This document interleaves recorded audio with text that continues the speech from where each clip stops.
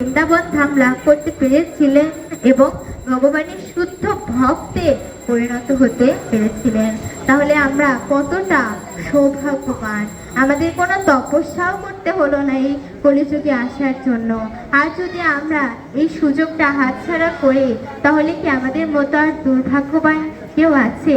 আর আমরা যদি এই সুযোগটা কাজে লাগাই তাহলে আমাদের মতো সৌভাগ্যবান কি আর কেউ আছে? আমাদের মতো সৌভাগ্যবান আর কেউই নেই। সেজন্য যে আমরা এই মনুষ্য জীবনটা লাভ করতে পেরেছি, ভগবানের এত বড় সুযোগ এই পুরুষোত্তম মাসটা রয়েছে, সেভাবে আমাদের এই মাসটা কাজে লাগানো উচিত। ভগবানের নাম গুণকীর্তন করা উচিত, ভগবানের লীলা মহিমা আস্বাদন করা উচিত, শ্রবণ করা উচিত, কীর্তন করা উচিত, সাধুগুণ বৈষ্ণবের সঙ্গ করা উচিত। জড়জগতিক মানুষের কাছে গেলে যেমন তাদের হৃদয়ে থাকা কামনা বাসনা আপনা থেকেই হৃদয়ের মধ্যে প্রবেশ করে, ঠিক তেমনি একবার সাধুগুরু বৈষ্ণবের কাছে গেলে তাদের হৃদয়ে থাকা যে ভগবানের প্রতি যে ভালোবাসা, যে প্রেম, সেটাও আপনা থেকে আমাদের হৃদয়ের মধ্যে প্রবেশ করে। এটাই হচ্ছে সাধু গুরু বৈষ্ণবদের মহিমা। তারা ভগবানের সেবা করতে করতে তাদের হৃদয়টাকে এতটাই শুদ্ধ করে ফেলেছেন যে তাদের সঙ্গ পাওয়া মাত্রই আমাদের যে যত জড় কলুষ রয়েছে সব কিছুই বিধৌত হয়ে যায়। এই যে জড় কলুষ, এগুলোর কত শক্তি! শয়তানরা যারা আছে তাদের মধ্যে কি থাকে? যারা অসুর, যারা ভগবানের নামগুলো কীর্তন করেন না তারাই অসুর, আর যারা করেন তারাই হচ্ছে সুর। তো অসুররা কি করেন? ভগবানের নামগুলো কীর্তন করেন না। তাদের শক্তি অনেক বড় শক্তি, তারা জড়জগতের মধ্যে থাকে, তারা হচ্ছেন জড়জগতের জীব।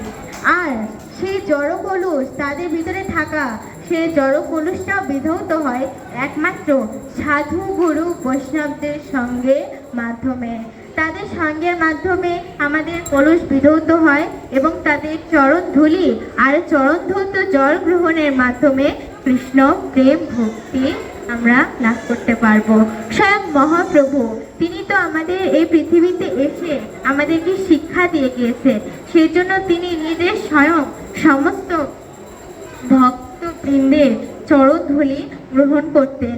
এবং তিনি যখন প্রাতঃ স্নান করতে যেতেন, অর্থাৎ সকালবেলা ঘুম থেকে উঠে তিনি যখন গঙ্গায় স্নান করতে যেতেন, রাস্তায় কোনো ভক্ত বৈষ্ণবের দেখা হলে তাদেরকে প্রণাম নিবেদন করতেন এবং সমস্ত ভক্তগণ আশীর্বাদ করতেন, কৃষ্ণ প্রেম ভক্তি তোমার লাভ হোক।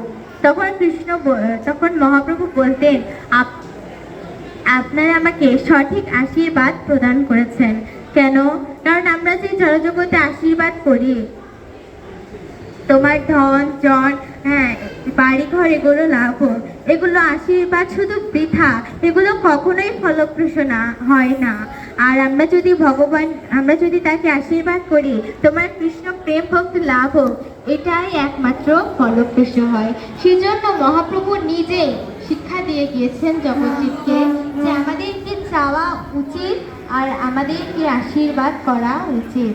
তখন মহাপ্রভু বলতেন যে, হে বৈষ্ণব ঠাকুর, আপনারা আমাকে সঠিক আশীর্বাদ করেছেন, এটাই তো আমার কাম্য। আপনারা কৃপা করবেন যেন আমি কৃষ্ণ প্রেম ভক্তি লাভ করতে পারি। মহতের কৃপা বিনা কোনো কর্ম কপু নয়, কৃষ্ণ ভক্তি দূরে রহু সংসার নাহি হয়। অর্থাৎ মহৎকে, যারা শুদ্ধ ভক্ত তারাই মহৎ, তাদের কৃপা বিনা তো কৃষ্ণ ভক্তি তো দূরেই থাকুক, সংসারের বন্ধনই আমাদের ছিন্ন হবে না। সেই জন্য মহাপ্রভু বলতেন যে বৈষ্ণবের আবেদনে কৃষ্ণ দয়াময়। অর্থাৎ আপনারা আমাকে কৃপা করুন যেন আমি কৃষ্ণ প্রেম ভক্তি লাভ করতে পারি। বৈষ্ণব ছাড়া কেউই আমাকে এই কৃষ্ণ প্রেম ভক্তি দিতে পারবেন না। সেজন্য আমি আপনার কাছে প্রার্থনা করি, হে বৈষ্ণব ঠাকুর, আমাকে কৃষ্ণ প্রেম ভক্তি দান করুন, আমাকে কৃষ্ণ প্রেম ভক্তি লাভ করার যোগ্যতা আমাদেরকে প্রদান করুন। এইভাবে ভগবান নিজে স্বয়ং তিনি কৃষ্ণ প্রেম ভক্তি সমস্ত মহাত্মাগণের কাছে, সমস্ত ভক্ত বৈষ্ণবদের কাছে তিনি চাইতেন। তাহলে আমরা তো ক্ষুদ্র জীব, আমাদেরও কি চাওয়া উচিত? ধন জন টাকা পয়সা চাওয়া উচিত নাকি কৃষ্ণ প্রেম ভক্তি চাওয়া উচিত? অবশ্যই কৃষ্ণ প্রেম ভক্তি চাওয়া উচিত এবং আশীর্বাদও করা উচিত কৃষ্ণ মতিরস্তু, কৃষ্ণ প্রেম ভক্তি যেন আমরা লাভ করতে পারেন। তো এভাবেই আমাদের পুরুষোত্তম মাসটা ভগবানের নাম গুণকীর্তনের মাধ্যমে আমাদেরকে পালন করা উচিত এবং এই হরে কৃষ্ণ মহামন্ত্রটা জপ করা উচিত। ভগবানের দেওয়া আইনগুলো, ভগবানের দেওয়া নির্দেশগুলো ঠিকভাবে আমাদের পালন করা উচিত। তবে আমরা শুধু জড়জগতের বন্ধন থেকে নয়, সে আমাদের যে নিত্য আশ্রয়, সে আমরা গোলক বৃন্দাবন ধামে ফিরে যেতে পারবো, যেখানে গেলে আমাদেরকে আর আসতে হবে না। সেটাই হচ্ছে আমাদের নিত্য আলয়। এটা কি আমাদের নিত্য আলয়? না, আমাদের নিত্য আলয় হচ্ছে ভগবত ধাম। সেখানেই তো আমরা যাওয়ার জন্য এই পৃথিবীতে এসেছি, তাই না? সে এসে যদি আমরা নাই বা সেখানে যাওয়ার জন্য প্রস্তুতি গ্রহণ করলাম, তবে শুধু আসা আর যাওয়াটাই রয়ে গেল। পুরুষোত্তম মাসের তো আর বেশি দিন বাকি নেই, তাই এখনো যদি আমরা ভগবানের নাম গুণকীর্তন না করে থাকি, এখন থেকে উচিত ভগবানের নাম গুণকীর্তন করা। কারণ একবার যদি আমরা ভগবানের নাম গুণকীর্তন শ্রবণ করি, ভাগবত শ্রবণ করি, সেটার পূর্ণ ভগবানও দিতে পারেন না। এটা ভগবান নিজে স্বয়ং বলেছে, এটা কেউ বলেননি, কারো মন গড়া কথাও না, এটা স্বয়ং ভগবানেরই কথা। ভগবানের কথা কি কখনো উল্টাতে পারে? আমরা যদি কেউ প্রতিজ্ঞা করি বা কোনো কথা বলি, সেটা অবশ্যই উল্টাতে পারে, কিন্তু ভগবান তো তিনি পরমেশ্বর ভগবান, তার কথা কি কখনো উল্টাতে পারে না। কিন্তু শুধু এক জায়গাতেই পারে, সেটা হচ্ছে শুদ্ধ ভক্ত, শুদ্ধ বৈষ্ণবের কাছে, তাছাড়া আর কোথাওই না।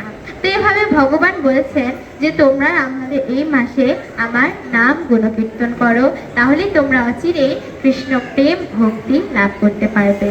সেই জন্য আমাদের উচিত ভগবানের দেওয়া এই আইনটা ঠিকভাবে পালন করা, তবে আমরা ভক্তিপরায়ণ যোগীও হতে পারবো, মহাত্মাতেও পরিণত হতে পারবো। হরে কৃষ্ণ। জয় শ্রীকৃষ্ণ চৈতন্য প্রভু নিত্যানন্দ, শ্রী অদ্বৈত গদাধর শ্রীবাসাদি গুরু ভক্তবৃন্দ। হরে কৃষ্ণ কৃষ্ণ কৃষ্ণ হরে হরে, হরে রাম রাম রাম হরে হরে, হরে কৃষ্ণ কৃষ্ণ কৃষ্ণ হরে হরে, হরে রাম রাম রাম হরে হরে,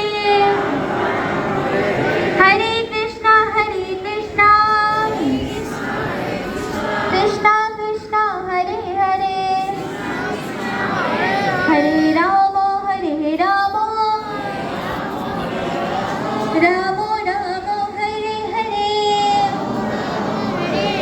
হরে কৃষ্ণ। জয় জয় রাধা মাধব পঞ্চতত্ত্ব সিংহদেব কি।